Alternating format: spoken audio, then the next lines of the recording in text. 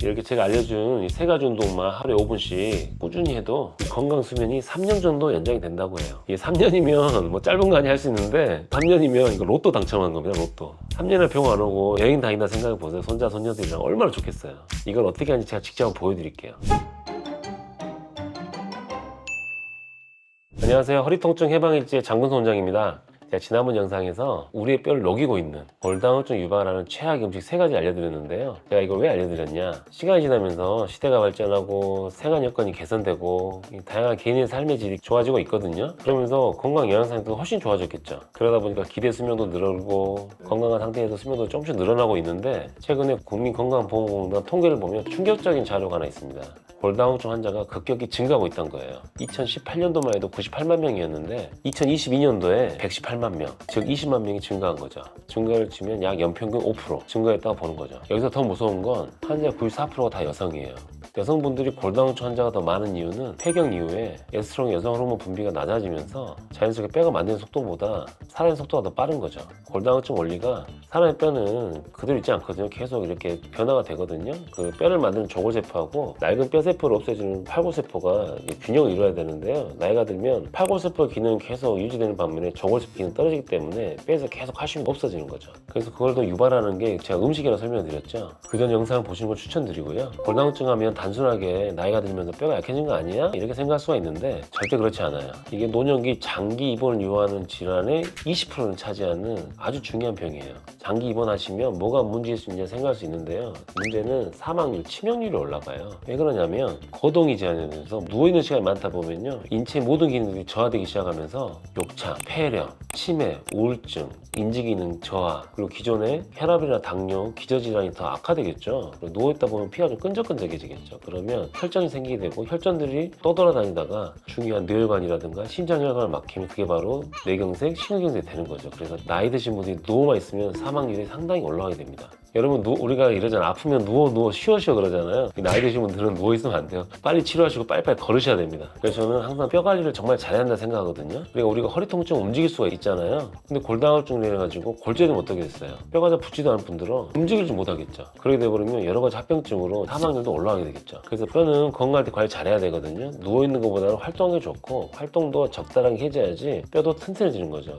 우리 쇠가 두드려야지 강해지잖아요. 사람 뼈도 어느 정도 운동을 해줘야 강해집니다. 이거를 우리가 울프스 법칙이라 하거든요. 이 울프스 법칙이 뭐냐, 어떤 뼈에 적당한 자극과 압력을 주게 되면 그 안에서 뼈에 칼슘이 침착이 되고 골 밀도가 증가하게 되는 거죠. 즉 뼈가 다시 리모델링이 되는 겁니다. 그래서 오늘 제가 뼈에 적절한 자극을 줄 수 있는 집에서 할 수 있는 운동법 알려드리려고 하거든요. 하루 5분만 해보세요. 아마 구멍난 뼈가 좀 더 짱짱해질 겁니다.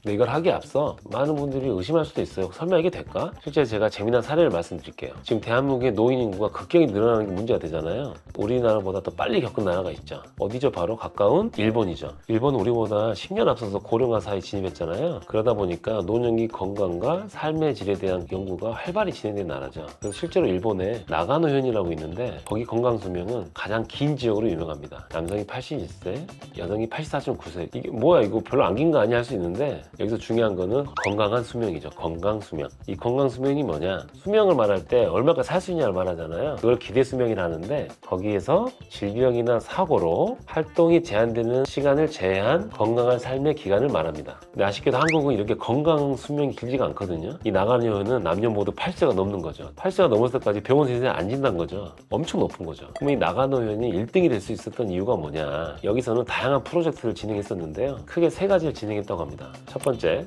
칼슘이 많이 들어있는 음식들로 식생활 개선 장려. 첫 번째 영상에도 식습관이 엄청 중요하다고 말씀드렸죠. 두 번째, 운동을 습관화하도록 장려. 그리고 세 번째, 뼈 건강 개선을 위한 캠페인 진행. 제가 지금 알려드린 운동을 여기서 시작을 한 거예요. 제가 주장한 게 아니고 울프스 노를 기반으로 해가서 입증이 됐고, 실제로 일본에서도 검증이 된 운동입니다. 바로 발 뒤꿈치 들기 운동이에요.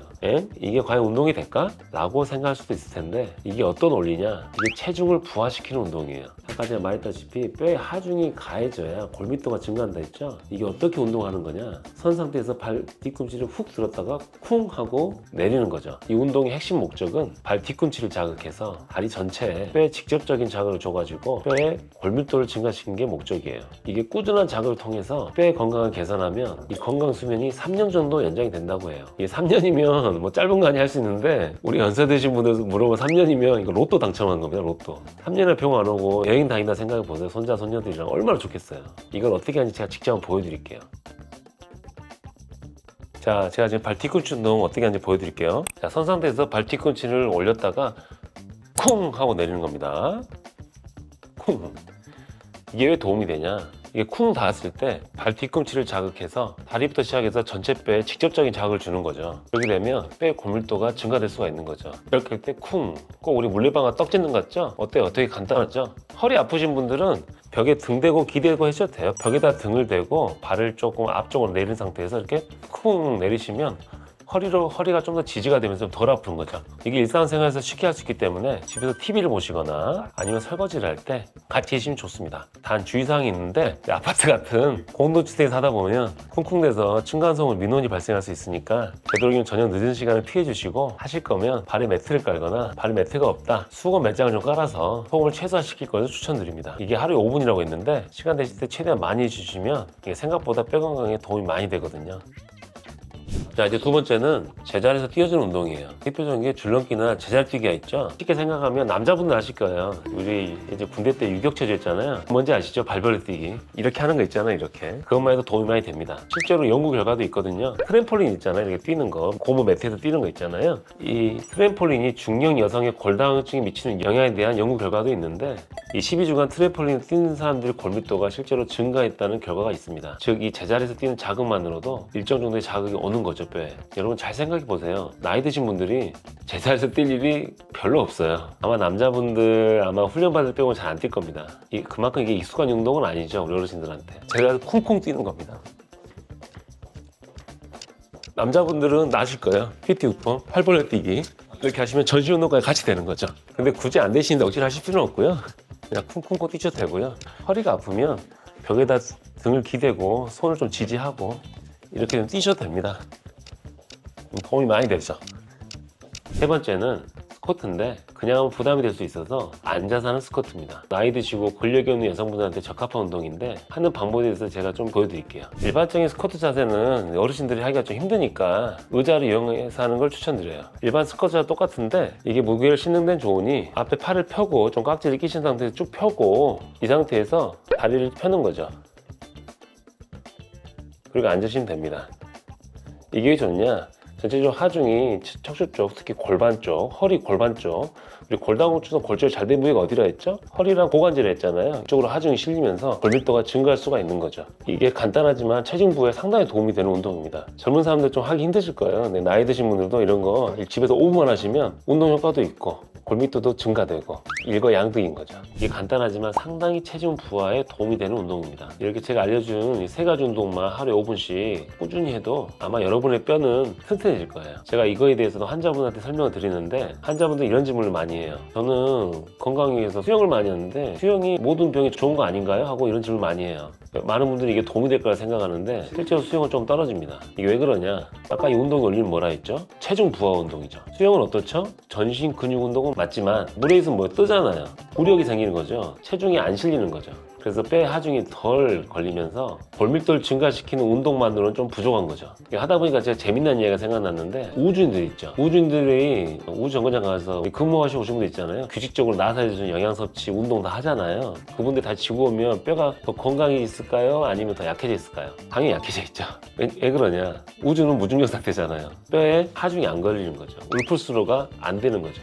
결국 이걸 종합해보면 뼈는 적절한 하중이 정말 중요합니다. 또 재미난 거 하나 더 말씀드리면 저체중과 과체중, 홀쭉이와 통통이 누가 더 뼈가 더 약할까요? 이제 정답을 이제 느낌 오시죠? 근데 정답은 바로 저체중이죠. 저체중이 왜 안 좋을까요? 날씬하잖아요. 허리 하중이 통통한 사람보다 더 많이 걸렸을게 적게 걸리겠어요? 적게 걸리겠죠. 뼈가 약해지는 거죠. 그래서 여러분 뼈의 건강은 적절한 하중이 아주 중요합니다. 오늘은 골다공증 예방을 위해서 집에서 할 수 있는 간단 운동에서 알아봤거든요. 골다공증 정말 관리가 중요합니다. 특히 젊었을 때 뼈가 건강할 때 관리하는 게 좋겠죠. 왜냐 30대의 골밀도가 최대치니까 이때 잘 드시고 뼈에 안 좋은 거 드시지 말고 운동에 꾸준히 해서 이 30대 골밀도 그대로 가야 되겠죠. 그래서 이 예방할 방법은 제가 뭐라고 그랬죠? 체중보 운동 꾸준히 하고 영양 관리하고 생활 습관 개선, 이것만 해도 여러분들은 골다공증으로 고생할 일은 적으실 거예요. 명심하세요. 이게 지금 당장 골다공증으로 문제가 되진 않겠지만 야금야금 뺏기다 보면 나중에 노년에 은퇴하고 여러분들 뼈 아파서 고생하십니다. 이번 영상이 도움이 되셨다면 구독과 좋아요 그리고 알람 설정 부탁드리고요. 주변에 골다공증으로 고생하신 분이 있다면 꼭 공유 부탁드립니다. 감사합니다.